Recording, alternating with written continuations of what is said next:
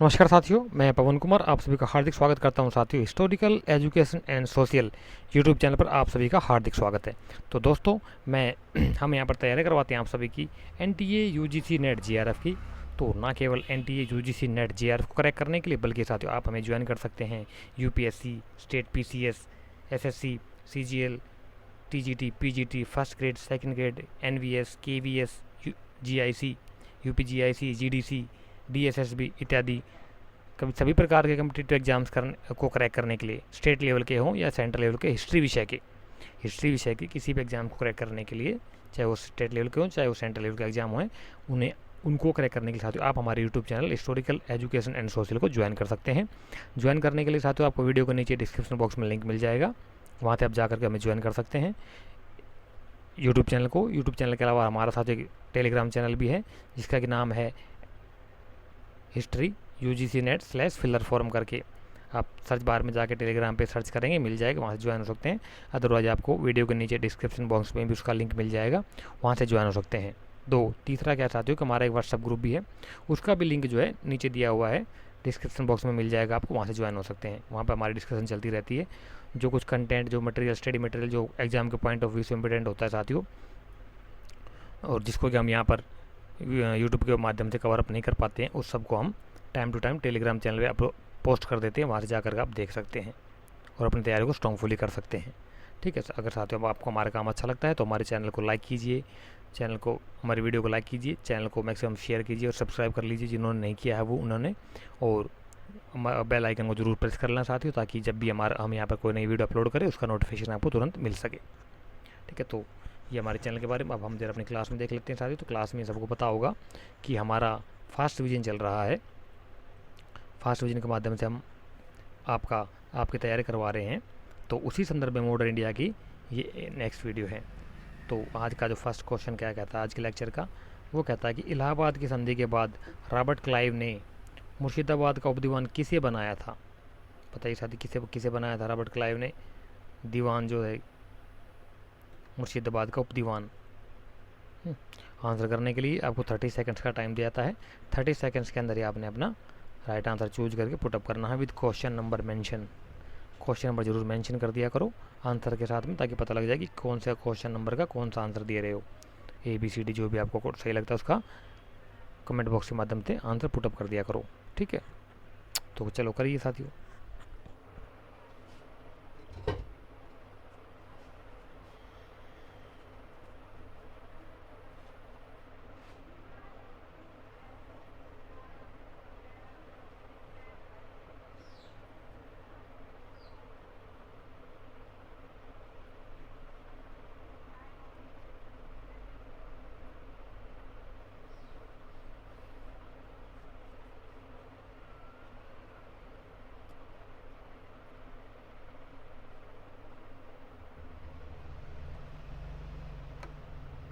तो इस क्वेश्चन का 231 का जो क्वेश्चन का जो राइट आंसर हो जाएगा साथियों, वो होगा आपका ऑप्शन नंबर बी, यानी कि मोहम्मद रजा खान। इसको उप दीवान बनाया गया था मुर्शिदाबाद का। इलाहाबाद की संधि कब हुई थी ये पता होना चाहिए आपको। इलाहाबाद की संधि आपकी हुई थी 1665 में, सॉरी 1765।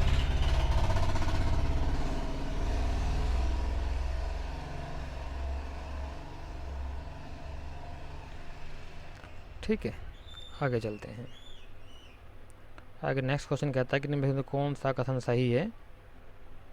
दो कथन दिए हुए हैं और इन्हीं में से चूज करके 4 ऑप्शन दिए गए हैं ABCD। आपने इनको बताना है कि कौन सा कथन सही है इन विचारों में से, बताइए।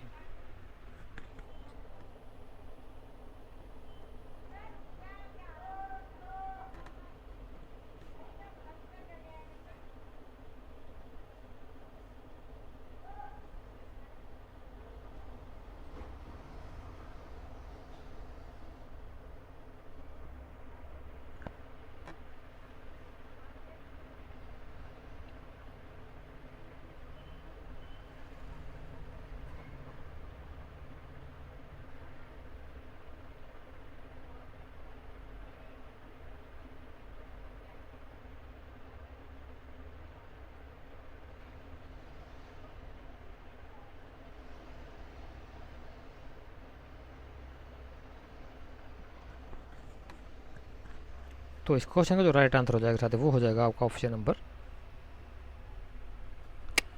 गलत है। ऑप्शन गलत दे रखा है, ये सही है ए कि प्लासी का युद्ध ब्रिटिश द्वारा उनकी शक्ति संधि, ये थोड़ा देखना, संधि है, संधिया की थी ना, संधि और शक्ति से कहीं अधिक उनके राजनीतिक कौशल से जीता गया, बिल्कुल ठीक है, मान लिया। दूसरा कहता है कि बक्सर का युद्ध अवध के नवाब के समझौता, यहाँ तक ठीक है, और इलाहाबाद की संधि भी चरमोत्कर्ष पर पहुंचा। कहाँ थे उस, ये आपका बक्सर की तो हुआ था आपका 1764 में, और इलाहाबाद की संधि हुई थी 1765 में, तो ये मैच कर नहीं कर रहे, तो ये गलत है, एक ओनली एक सही हो जाएगा इसका, यानी कि बी, ये सी गलत दे रखा है यहाँ पे, ठीक कर लेना इसको भी अपना।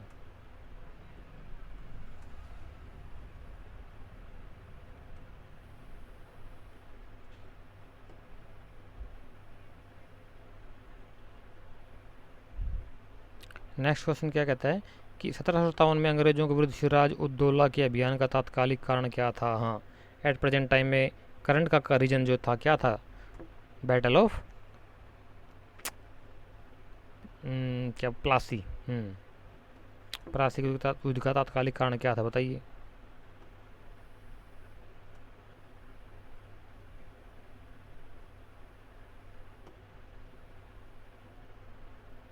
ठीक है, दिखाई पड़ रहा है सबको।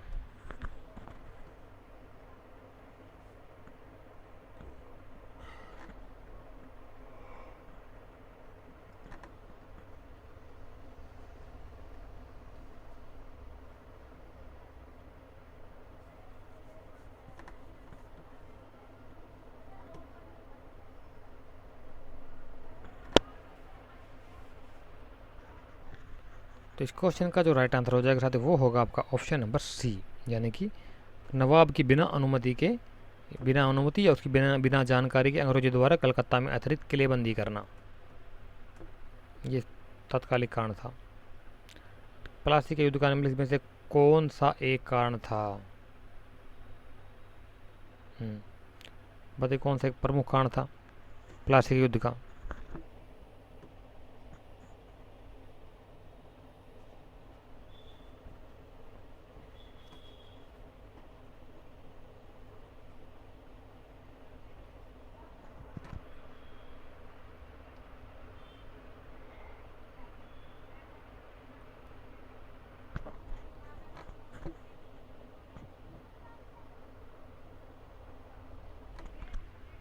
तो इस क्वेश्चन का जो राइट आंसर होगा वो हो जाएगा आपका ऑप्शन नंबर सी।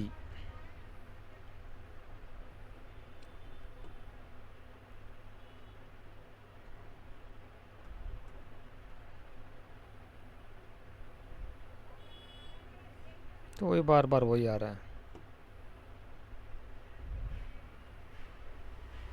हड़प नीति के अंतर्गत नए हड़पा जाने वाला राज्य था। हाँ, ये इंपॉर्टेंट है,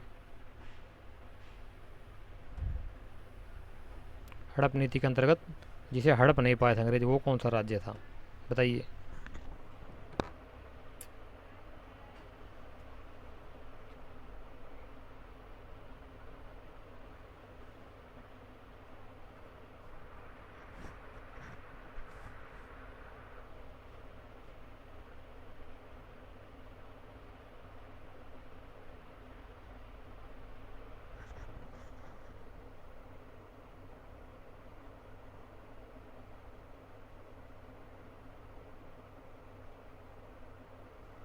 तो इस क्वेश्चन का जो राइट आंसर हो जाएगा साथियों वो हो जाएगा आपका ऑप्शन नंबर बी, यानी कि अवध।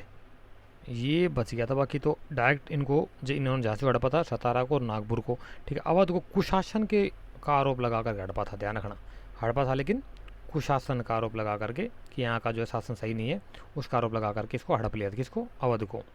ये हमारा राइट आंसर हो जाएगा, इंपॉर्टेंट है, देख लेना अच्छे से अपना डिटेल इसकी। कहते कि ब्रिटिश भारतीय राज्य क्षेत्र का अंतिम प्रमुख विस्तार हुआ। हाँ, ब्रिटिशर्स के टाइम पीरियड में सबसे ज़्यादा विस्तार अंतिम रूप से किसके शासनकाल में हुआ।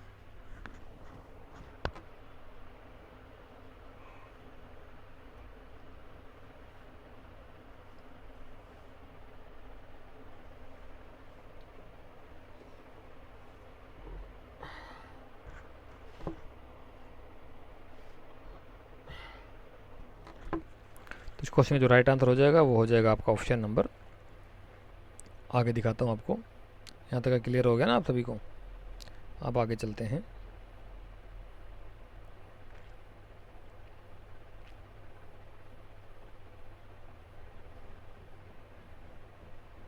ए पता लग गया होगा, ठीक है। तो नेक्स्ट क्वेश्चन क्या है? ला डलहौजी आएगा उसका। ए मतलब डलहौजी, ये ऑप्शन उधर डलहौजी था।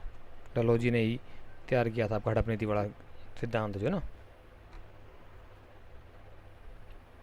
आगे कहता है कि किसने ईस्ट इंडिया कंपनी के बारे में यह टिप्पणी की कि कंपनी एक असंगति है, परंतु यह उस व्यवस्था का भाग जहाँ सब कुछ ही असंगत है।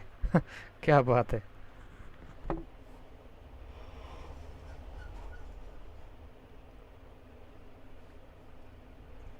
बताइए राइट आंसर क्या होगा इस क्वेश्चन का?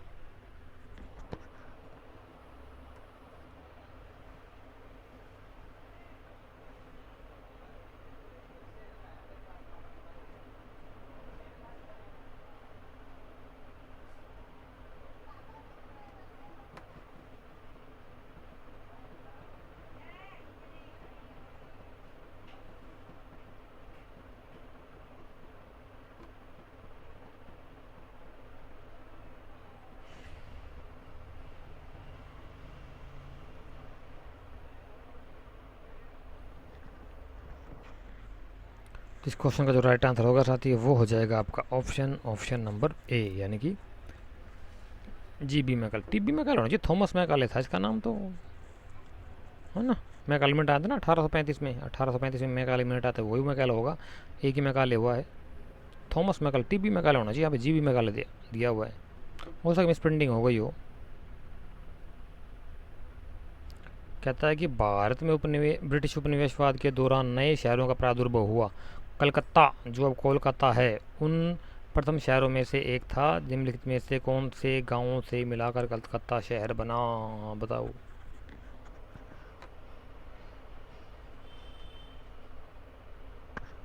हालांकि इसका मैं करेक्शन करा चुका हूँ आप सभी को।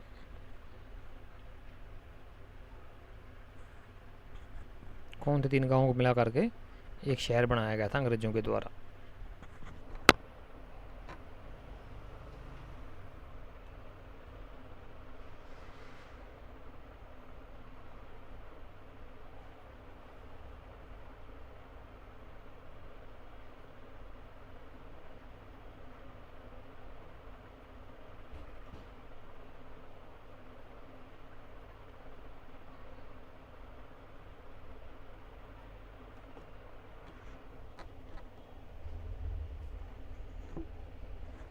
तो इस क्वेश्चन का जो राइट आंसर होगा साथियों वो हो जाएगा आपका, एक मिनट,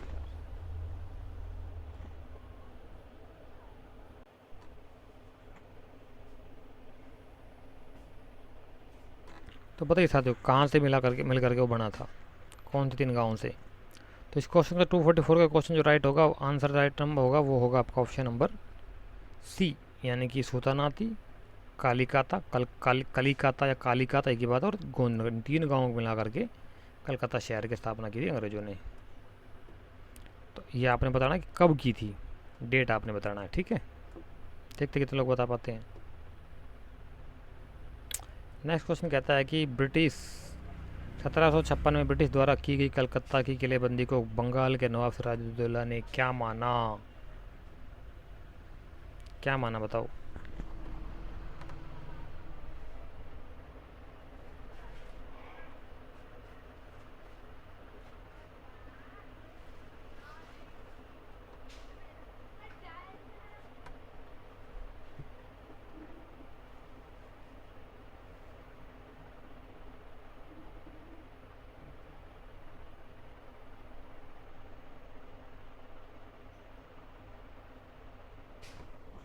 इस क्वेश्चन का जो राइट आंसर हो जाएगा वो होगा आपका ऑप्शन नंबर ए, यानी कि अपनी प्रभुता पर आक्रमण। संप्रभुता आएगा यहाँ पे, अप्रभुता नहीं, संप्रभुता।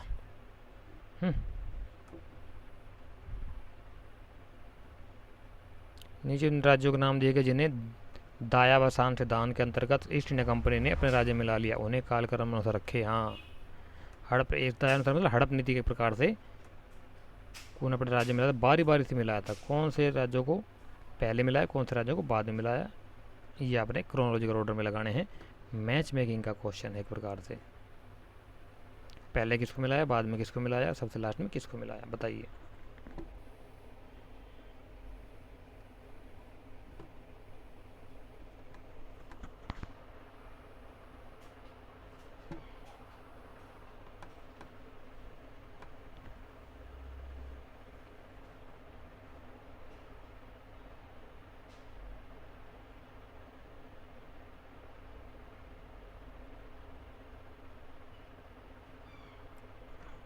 इस क्वेश्चन का जो राइट आंसर होगा साथ ही वो हो जाएगा आपका ऑप्शन नंबर बी, यानी कि ऑलरेडी मैच, सबसे पहले सतारा, फिर जैतपुर, फिर झांसी और सबसे लास्ट में नागपुर, इन ऑप्शन के अकॉर्डिंग।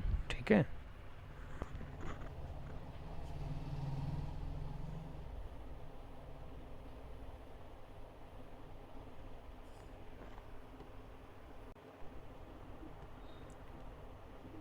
तो नेक्स्ट क्वेश्चन कहता है साथियों, बताइए इसका राइट आंसर क्या होगा कि अधोलिखित युग्मों में से कौन सुमेलित है। यहाँ 4 ऑप्शन देंगे, 4 ऑप्शन में कौन से ऑप्शन जो है वो सही है, एक, बाकी 3 गलत हैं।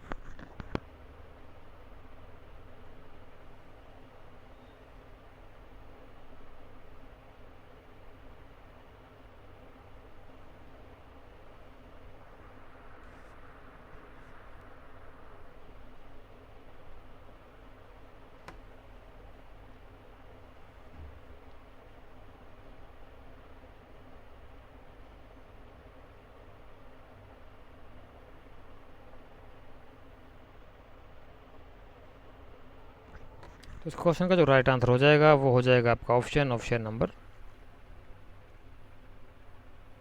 सी, यानी कि अवध का विलीन 1856, ये बिल्कुल राइट, बाकी 3 गलत हैं। क्योंकि ये 53 में हुआ था, 1853 में हुआ था, पंजाब जो था 1849 में हुआ था, और ये सतारा जो है ये आपने बताना है कहाँ कब हुआ था इसका विलियन, कब इसको अंग्रेज साम्राज्य में मिलाया गया। ठीक है,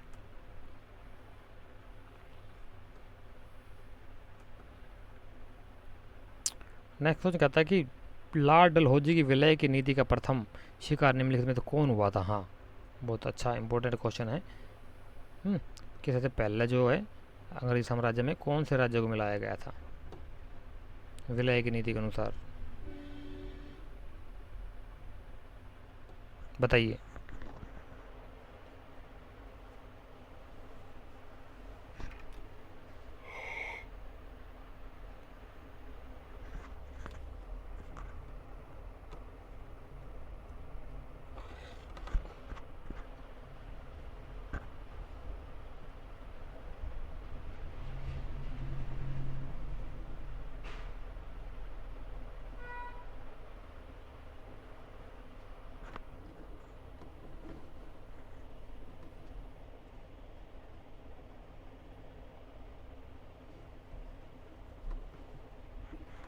इस क्वेश्चन का जो राइट आंसर होगा साथी वो हो जाएगा आपका ऑप्शन नंबर ए, यानी कि सतारा, ये सबसे पहले शिकार हुआ था आपका।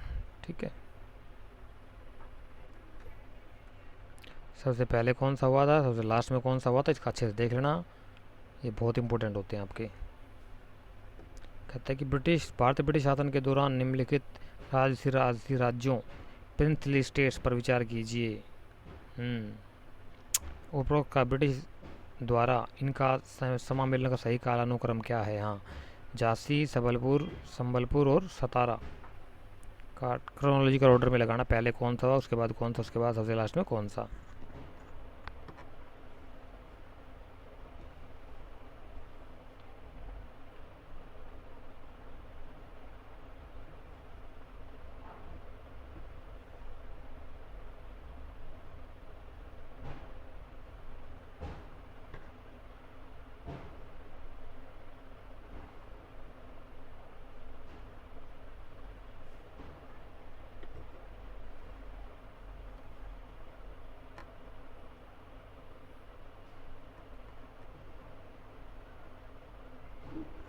इस क्वेश्चन का जो राइट आंसर हो जाएगा साथ ही वो होगा आपका ऑप्शन नंबर सी, यानी कि 3-2-1, सबसे पहले सतारा, फिर संबलपुर, लास्ट में झांसी।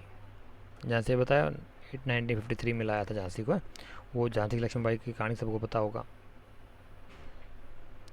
नेक्स्ट कहता है कि बघार रियासत का ब्रिटिश में विलय कब हुआ।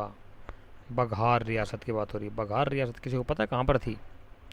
कोई बताएगा जरा बघार रियासत कहाँ पर थी?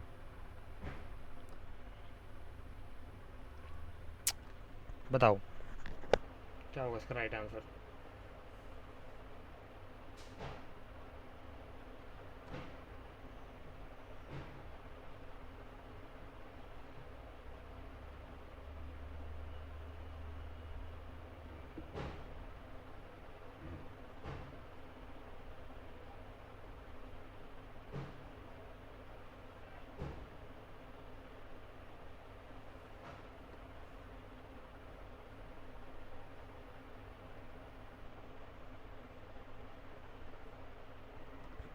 इस क्वेश्चन का जो राइट आंसर होगा साथ ही वो हो जाएगा आपका ऑप्शन नंबर ए, यानी कि 1850 में। इनमें में से किसने विलय की नीति नियोजन क्रियान्वित की? तो बिल्कुल हलवा क्वेश्चन आ गया। ये हलवा भी क्या, रबड़ी क्वेश्चन आ गया तो सब बता देंगे इसका तो आंसर है ना, सारे इंटेलिजेंट स्टूडेंट हमारे। तो बताओ साथियों राइट आंसर क्या होगा इस क्वेश्चन का।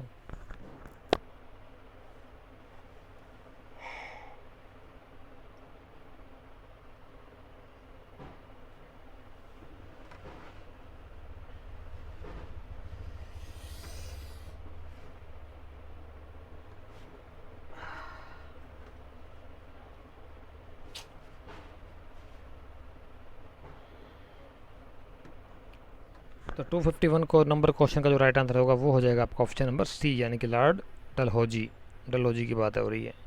डलहौजी नाम, इसी के नाम से एक शहर बसाया गया, नाम बदल दिया गया, शहर तो पहले से था यार वो हिमाचल प्रदेश में डलहौजी। कुल्लू मनाली शिमला डलहौजी, हाँ वही डलहौजी की बात हो रही है।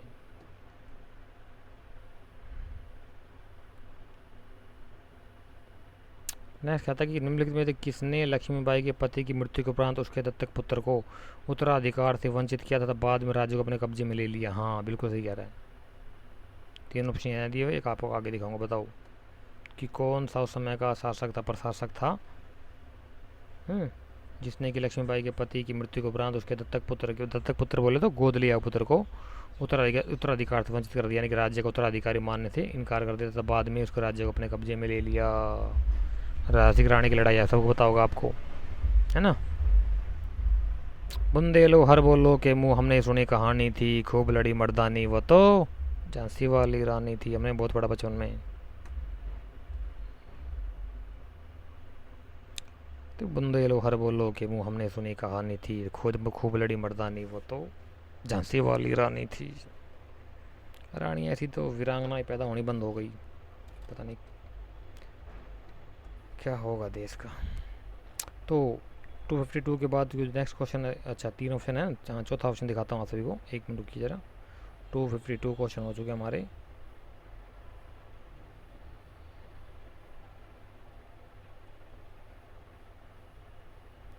आंसर दिख जाएगा इसमें तो आप लोगों को, बहुत समझदार हो। वेले जली फोर्थ ऑप्शन है, वेले जली, तो इसका थर्ड ऑप्शन है आपका, देख लोगे? चलो दिखा देता हूँ एक बार आपको। ये हो जाएगा आपका डलहौजी, वही है डलहौजी, वही था। लंबा, काफ़ी लंबा, करीब 10 साल तक, 43 से 45 क्या 56 तक रहा था, काफ़ी लंबे टाइम तक, 10-12 साल तक रहा था ये इंडिया के अंदर जो ना।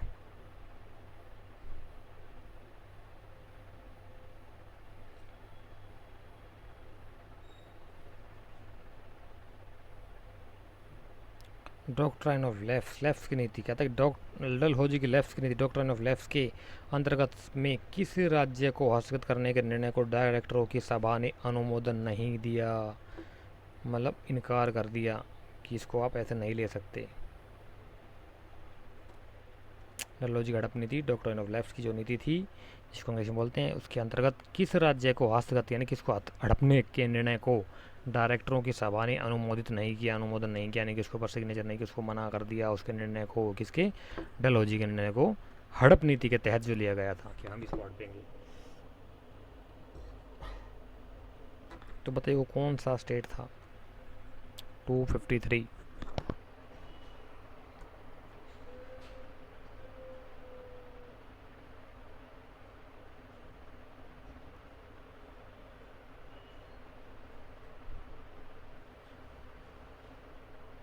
तो इस क्वेश्चन का जो राइट आंसर हो जाएगा साथ ही वो हो जाएगा आपका option number D, Karauli. Caroli या करौली ये राजस्थान के अंदर है ना।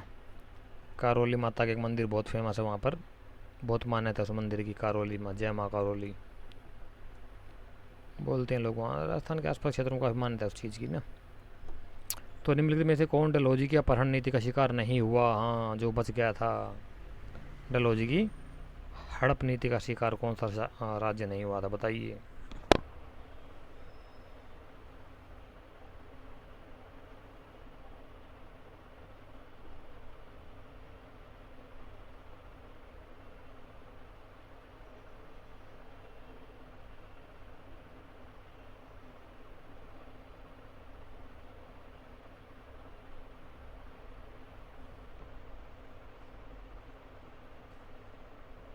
तो इस क्वेश्चन का जो राइट आंसर हो जाएगा साथी वो होगा आपका ऑप्शन नंबर सी, सिंधिया। इसको हड़पा, फिर सतारा को हड़पा, पता होगा, अभी बताया आपने, थे उदयपुर को हड़पने से मना कर दिया, लेकिन उसको बाद में ले लिया था इन्होंने। और जो बच गया था ना, ये नहीं हुआ था सिंधिया। क्यों? तो कोई कारण बताएगा इसका? क्योंकि चमचा था साथियों अंग्रेजों का, पिट्ठू था अंग्रेजों का सिंधिया। आज भी है ना एक सिंधिया, जो ज्योतिरादित्य सिंधिया, उसके दादा परदादा जो थे ना सिंधिया खानदान के, वो चमचे थे। उसने खुलेआम बगावत ये कर दिया था, कह दिया था कि अंग्रेजों का भारत जो है अंग्रेजों के लिए सुरक्षित रखना है। उसने बहुत मदद की थी अंग्रेजों की। चापलूस था, इसलिए उसके पास बहुत ज़्यादा पैसा वैसा धन दौलत दी थी अंग्रेजों ने उसको। वो चमचा था। आज भी ज्योतिरादित्य सिंधिया, पहले इन्होंने कांग्रेस के चमचे थे ये लोग, अब बीजेपी में आगे मलाई खाए, मतलब खानी मलाई इन्होंने कुल मिलाकर के। ये मध्य प्रदेश की बात है, 4 राज्यों में बट गया था ना ये पेशवाओं के बाद में, मराठा साम्राज्य। तो आगे कहता है क्या कि हड़प नीति के हड़प के सिद्धांत के अंतर्गत डलहौजी द्वारा निम्नलिखित में से किस राज्य को ब्रिटिश साम्राज्य में शामिल नहीं किया गया था? हाँ, बताओ कौन सा साम्राज्य था जिसका ब्रिटिश साम्राज्य में शामिल नहीं किया था? कौन सा एक राज्य था, बताइए, हड़प नीति के तहत। बोले तो डॉक्ट्राइन ऑफ लैप्स, लैप्स की नीति।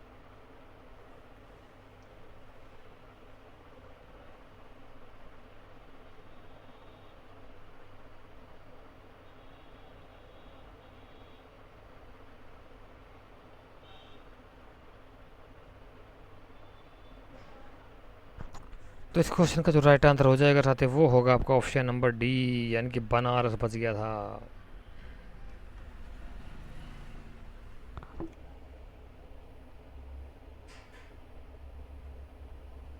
नेक्स्ट कहता है कि भारतीय राज्यों पर अंग्रेजी प्रभुत्व स्थापित करने के लिए किसने प्रशासन में सहायक संधि प्रणाली का सूत्रपात किया? हाँ, सहायक संधि प्रणाली का सूत्रपात किसने किया? सहायक संधि जो थी किसके द्वारा शुरू की गई थी, बताइए।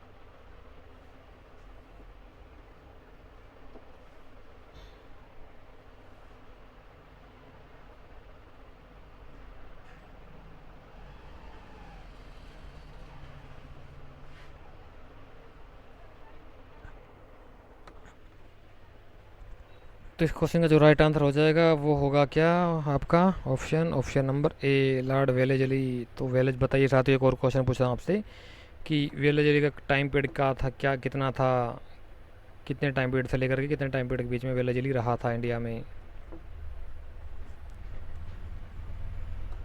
सहायक संधि को किसके काल में क्रियान्वित किया गया? सेम ही तो है यार, सेम ही तो क्वेश्चन है, अभी तो आया था। लॉर्ड वेलेजली, ठीक है छोड़ो इसको। निम्नलिखित में से प्रथम भारतीय राज्य कौन सा था जिसने वेलेजली सहायक संधि पर हस्ताक्षर किए? हाँ बिल्कुल सही कहता है।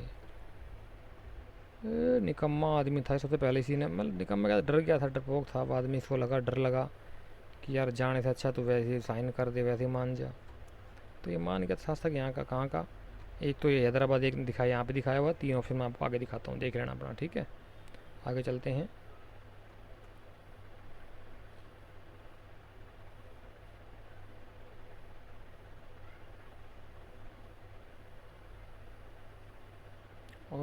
गड़बड़ हो गई,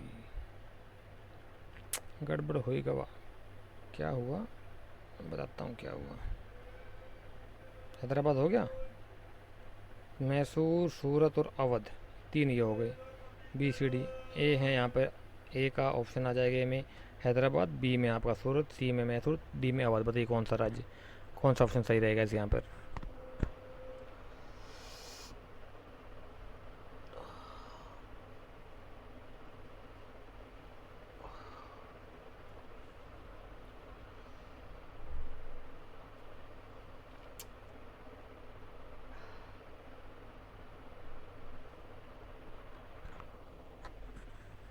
तो इस क्वेश्चन का जो राइट आंसर हो जाएगा साथ ही वो हो जाएगा आपका ऑप्शन नंबर ए। सबको पता होगा इसका, तो हैदराबाद, यानी कि यहीं पे लिख देता हूँ यार, टाइम लग जाता है। सही ऑप्शन नंबर ए, ठीक है, ये इसका राइट आंसर हो जाएगा। आगे चलते हैं। कहते हैं निम्नलिखित भारत शासकों में कौन सर्वप्रथम सहायक सम्मेलन हो तो गया यार। अच्छा हाँ हाँ हाँ, ठीक है ठीक है ठीक है ठीक है ठीक है, चलो हाँ बताइए। निम्नलिखित भारतीय शासकों में से कौन सर्वप्रथम सहायक संधि में सम्मिलित हुआ था। सहायक संधि को स्वीकार करने वाला सबसे पहला शासक कौन था।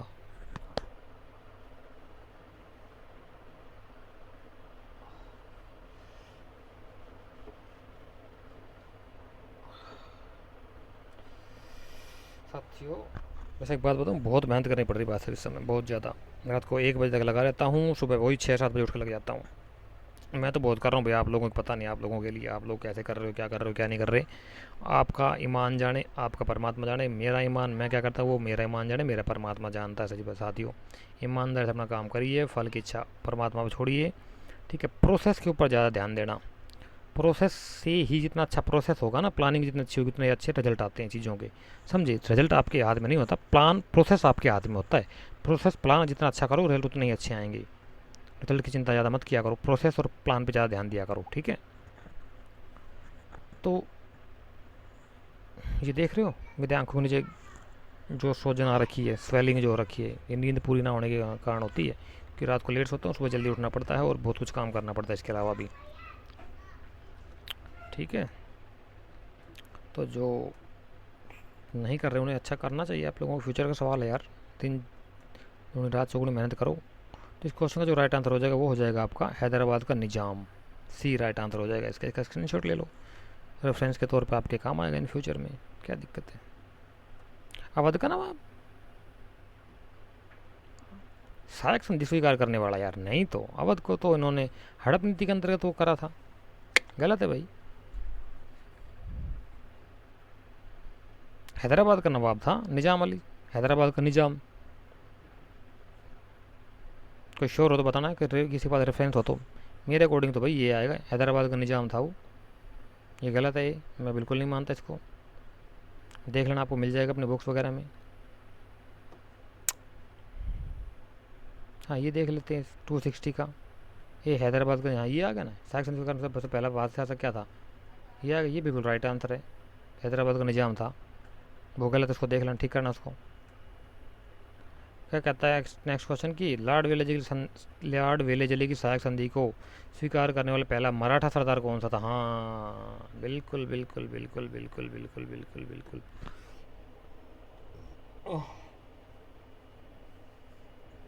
किसने स्वीकार की थी सबसे पहले, लॉर्ड वेलेजली की सहायक संधि। मराठा की बात हो रही है, मराठा सरदार कौन था वो।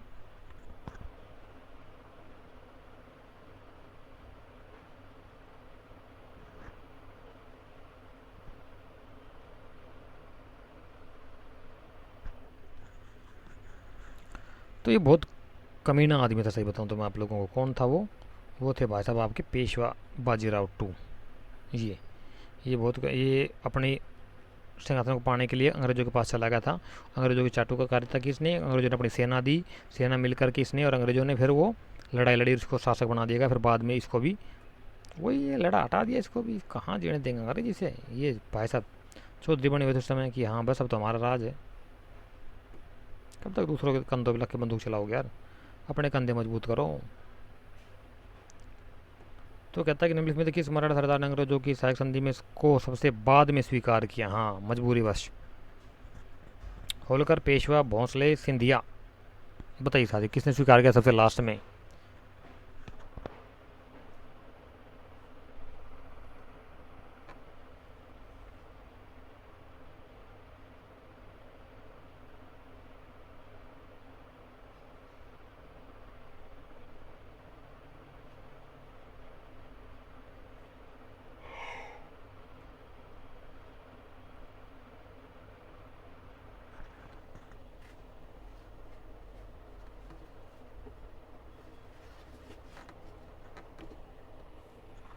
तो इस क्वेश्चन का जो राइट आंसर होगा साथियों वो हो जाएगा आपका ऑप्शन नंबर ए, लास्ट में होलकर ने स्वीकार किया था। होलकर कहाँ के शासक थे, बताना जरा, होलकर का साम्राज्य कहाँ कहाँ पर था। देख कितने लोग बता पाते हैं। ईस्ट इंडिया कंपनी का राजपूत राज्यों से सहायक संधि सहायक संधि करने का मुख्य उद्देश्य था। क्यों करना चाह रहे थे अंग्रेज जो है राजपूतों के साथ सहायक संधि, क्या मोटो था उनका, क्या उद्देश्य था।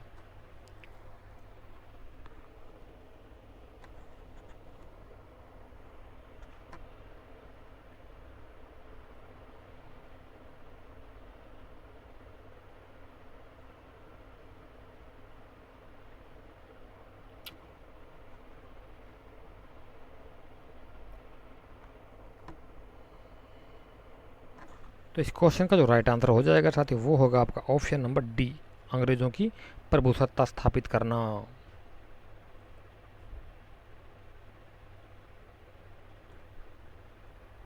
सत्य के निकटतम सत्य डी रहेगा और अर्ध सत्य ये भी आ सकता है कि शत्रुओं के विरुद्ध सैनिक सहायता प्राप्त करना। मिलकर लड़ेंगे ना।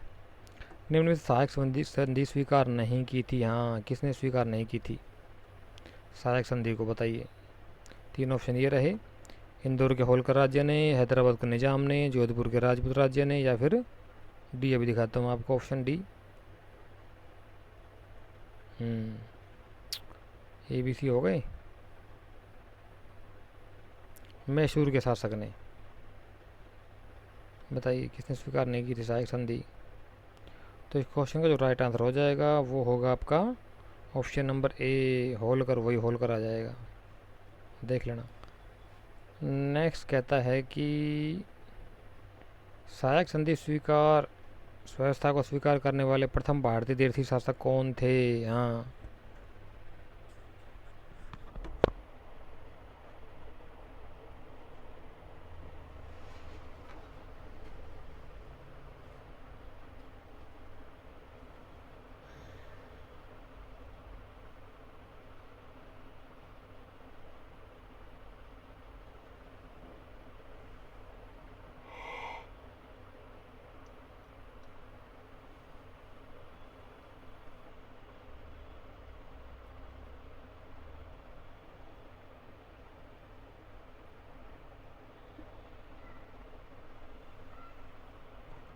तो ये थे आपके ऑप्शन नंबर ए यानी कि हैदराबाद के निजाम। क्लियर, आगे चलते हैं। नेक्स्ट क्वेश्चन 266 कहता है कि ब्रिटिश साम्राज्य में अवध का विलयन हुआ था, कब हुआ था, बताइए।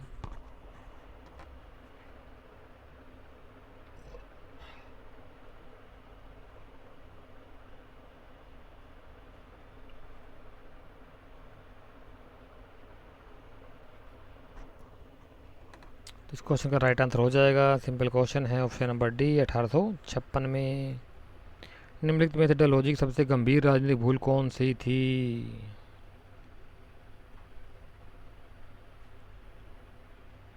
बताइए साथियों, मेथडोलॉजी की सबसे गंभीर भूल, राजनीतिक भूल कौन सी थी जो इसके लिए बहुत गंभीर खतरा साबित हुई बाद में। उसके लिए क्या, ब्रिटिश साम्राज्य के लिए हुई थी।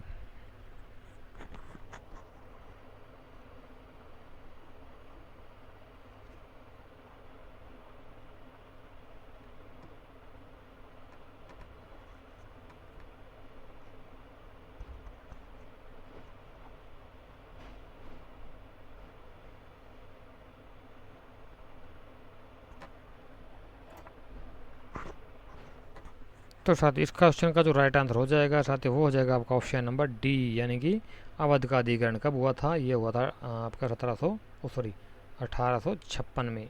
और इसी के बाद आपकी शुरू हो गई थी क्या, 1857 की क्रांति। कहाँ से शुरू हुई थी सबको पता है, करने वाला कौन था, मंगल पांडे। कौन सी छावनी का वो था, ओ कौन सी आर्मी का वो शासक वो था, वो सिपाही, ये भी देख लेना अपना डिटेल में, इसको मिल जाएगा आपको। नेक्स्ट कहता है कि निम्नलिखित राजपूत राज्यों में कौन सर्वप्रथम ब्रिटिश संधि के सर्वप्रथम सहायक संधि के द्वारा ब्रिटिश राजनीति के प्रभाव में आया। हाँ, कौन सा राज्य था, राजपूत राज्य था जो कि सबसे पहले सहायक संधि के द्वारा ब्रिटिश राजनीतिक प्रभाव में आया, यानी कि ब्रिटिश राजनीतिक संधि के अंतर्गत कब्जा कर लिया गया था, उसने संधि स्वीकार कर ली होगी और क्या। बताइए।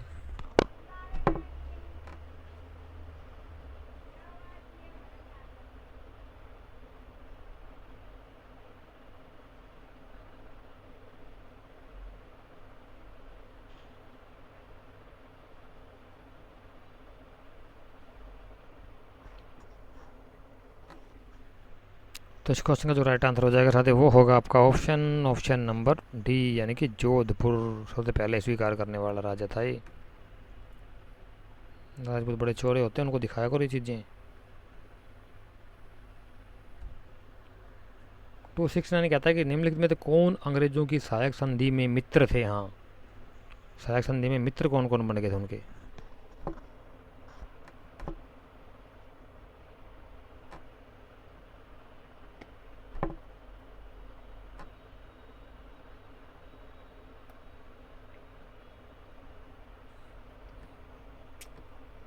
तो 269 का जो राइट आंसर हो जाएगा साथी वो होगा आपका ऑप्शन नंबर डी है। मित्र तो कोई नहीं था यार, ठीक ही कुछ ठीक भी कुछ सत्य जो हो सकता है वो ये हो सकता है, क्योंकि सबसे पहले नहीं भाई, ये भी नहीं होगा, मीर कासिम क्यों होगा, ये तो बंगाल का था। हैदर अली कुछ हो सकता है 20%, क्योंकि सबसे पहले हालांकि इसने हैदर नहीं ये भी नहीं होगा भाई, नहीं हैदर तो टीपू सुल्तान का पिता था, मैं निजाम समझ बैठा हैदराबाद वाला नहीं। मीर कासिम भी बंगाल का तो नहीं, रणजीत सिंह बिल्कुल नहीं, कोई बिल्कुल सही है, इनमें से कोई नहीं था। और अंतिम क्वेश्चन आज का कहता है 270 की सहायक संधियों के द्वारा अंग्रेजों ने भारतीय नरेशों की किस चीज़ को नियंत्रित किया। हाँ, किस चीज़ के ऊपर सबसे पहले उन्होंने नियंत्रण स्थापित किया था कि हम आपसे एग्रीमेंट कर रहे हैं, हमारी अनुमति के बिना अभी कुछ शर्तें थी कि ये काम नहीं करोगे। तो सबसे मेन शर्त क्या थी उस संधि की,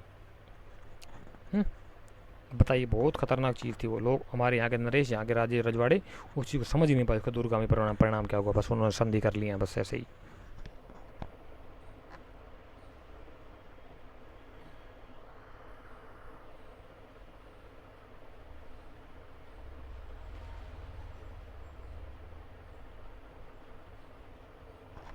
इस क्वेश्चन का जो राइट आंसर हो जाएगा साथी वो होगा आपका ऑप्शन नंबर सी, यानी कि उनके विदेशी राष्ट्रों से संबंध, फॉरेन पॉलिसी को कंट्रोल कर लिया कि हमारे अलावा जो हम चाहेंगे वो करेंगे, विदेशियों के साथ किसी भी राज्य के साथ आप संबंध नहीं रख सकते, इसी उन्होंने कंट्रोल कर लिया सारी चीज़ों को। तो साथ ये कुछ क्वेश्चन थे जिनको हमने 1 बाय 1 करके सोल्व किया। नेक्स्ट वीडियो में फिर दोबारा मुलाकात होगी आप सभी से, लगे रहिए अपने कंटिन्यू स्टडी के अंदर, ठीक है। टेम्पर को डाउन मत आने दीजिए, एनर्जी के साथ, जोश और जुनून के साथ लास्ट मोमेंट है हमारी, बिल्कुल लठ काट के चलो, ठीक है। तो फिर मुलाकात होगी आपसे, तब तक लगे रहिए। आपको हमारा काम पसंद आता है तो साथ ही आप हमारे वीडियो को लाइक कीजिए, चैनल को मैक्सिमम शेयर करिए, सब्सक्राइब कर लीजिए जिन्होंने नहीं किया उन्होंने, और हमारा क्या बोलते हैं बेल आइकन को जरूर प्रेस कर लीजिए ताकि इसका नोटिफिकेशन आपको तुरंत मिल सके। जो सक्षम लोग हैं वो डोनेट करिए, कुछ अमाउंट पे करिए, नीचे डिस्क्रिप्शन बॉक्स में नीचे लिंक मिल जाएगा आपका, उस पर जा करके पे कर सकते हैं। हमें रिसर्च वर्क के लिए सिस्टम को तैयार करना, उसके लिए आपसे अपील करता हूँ मैं, ठीक है। तो नेक्स्ट वीडियो में फिर मुलाकात होगी। Thank you so much. जय हिंद और जय भारत।